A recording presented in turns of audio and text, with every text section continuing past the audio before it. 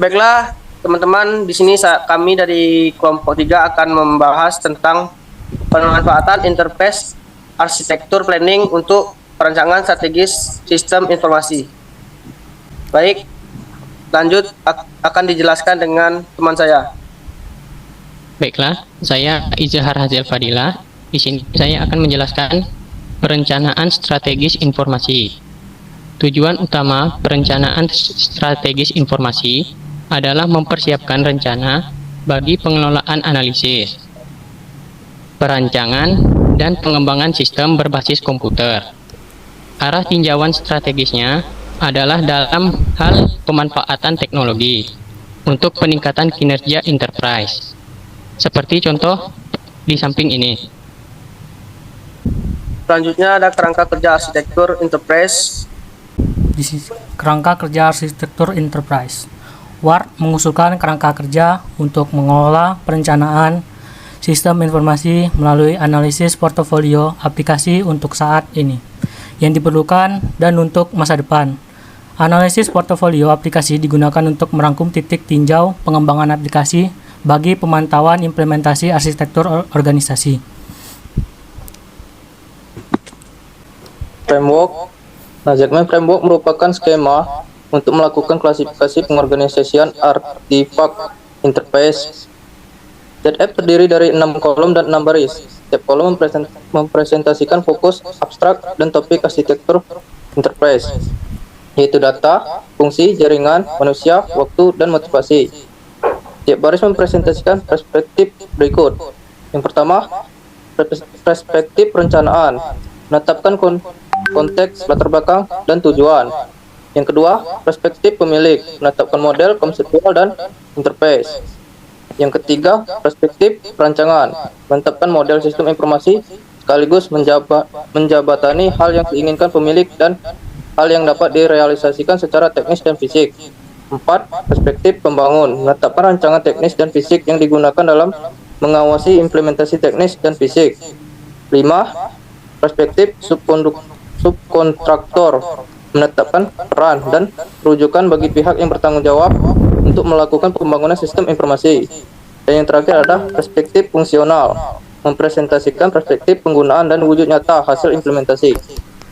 Baiklah, saya akan menjelaskan Enterprise Architecture Planning. Enterprise Architecture Planning merupakan metode yang dikembangkan untuk membangun arsitektur enterprise dalam ZF EAP mencakup baris pertama dan kedua dari 3 kolom pertama seperti terlihat pada gambar 2. Tahapan pembangunan EAP adalah tahap untuk memulai, tahap memahami kondisi saat ini, tahap mendefinisikan visi masa depan, dan tahap untuk menyusun rencana dalam pencapaian visi masa depan. Ya, ada 3 tahapan pengembangan dalam EAP. Yang pertama, analisis rantai nilai. Analisis rantai nilai ini memberikan kerangka untuk mengidentifikasi dan menginventarisasi fungsi bisnis dengan mengkelompokkan area fungsional ke dalam aktivitas utama dan aktivitas pendukung.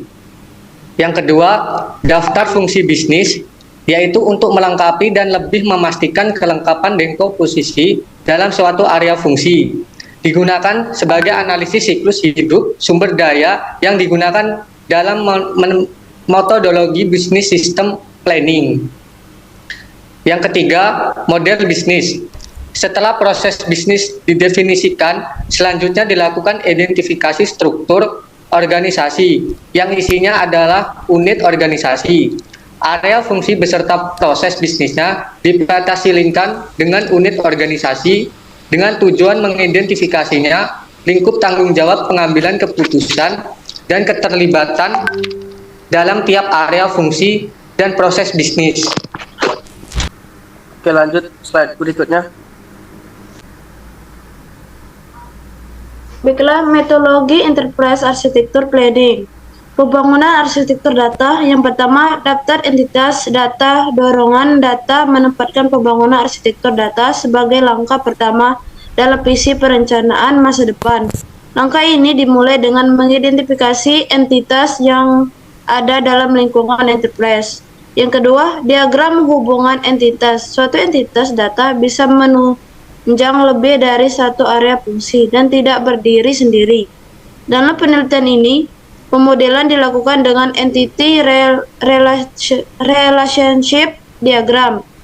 Yang ketiga, matriks proses.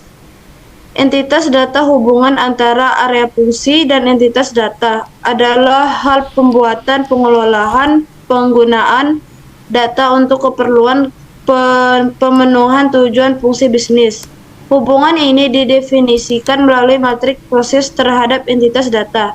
Masing-masing sel dalam matriks diisi dengan huruf C atau create, U, update, dan atau R reference. Baiklah, selanjutnya adalah analisis atas aktualisasi sistem dan teknologi. Enterprise yang telah berjalan umumnya telah memiliki sistem dan teknologi.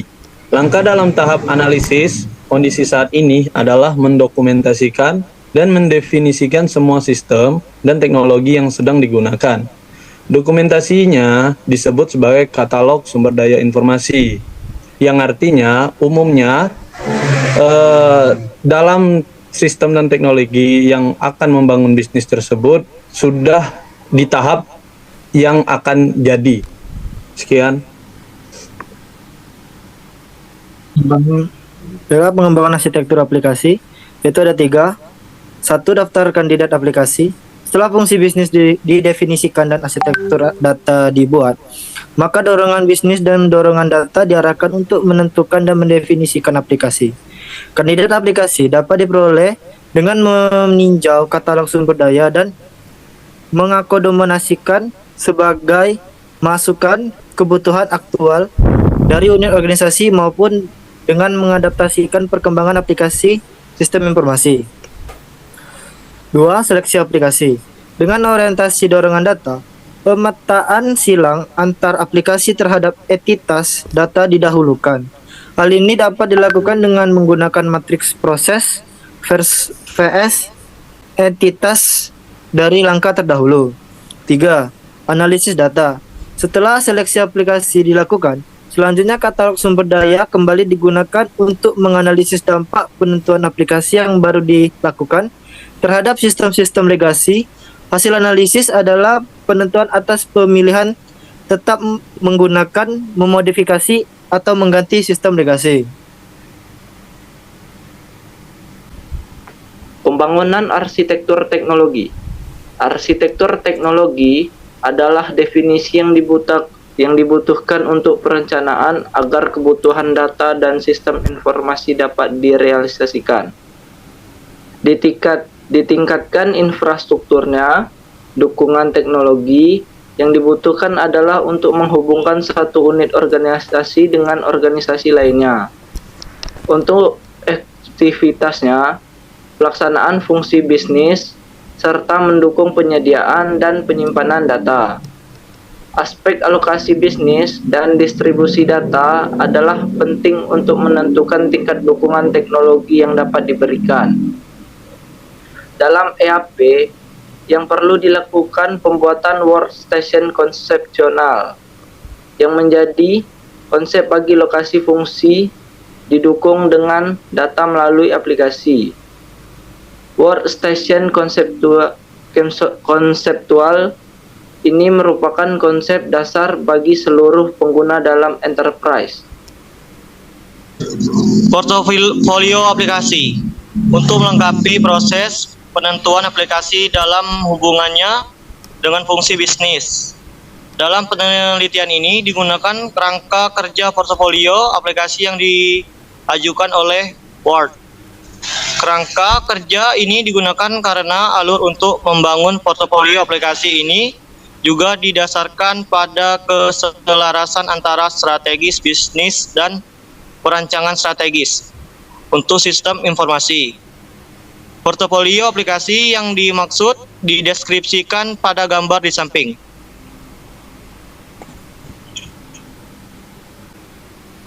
Baiklah teman-teman, mungkin itulah hasil dari kelompok kami.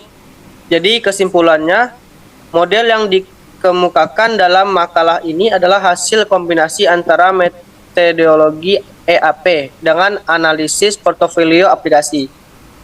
Kombinasi dilakukan secara serial dengan melakukan metode EAP terlebih dahulu.